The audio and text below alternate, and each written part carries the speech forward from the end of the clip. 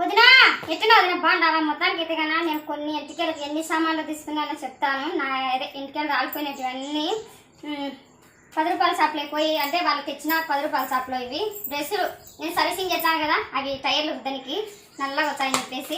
ఇంకా నీ కోడళ్ళవి అనుకో నీ అల్లుళ్ళవి చిన్న బట్టలు కదా, దాంట్లో కోసం 10 పప్పిలా ఇవి తీసుకున్నాను.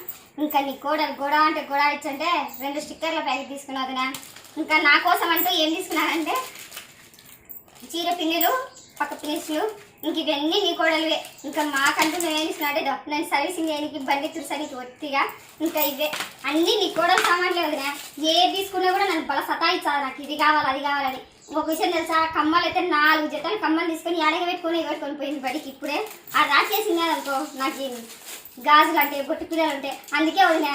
అప్పట్లో కుప్పలు ఉన్నారు కానీ ఇప్పుడైతే కానీ ఆడపిల్లలు వద్దు అంటున్నారు. ఇట్లాంటివన్నీ కొని పెట్టాలంటే కమ్మలు కావాలంట, గొజ్జులు కావాలంట.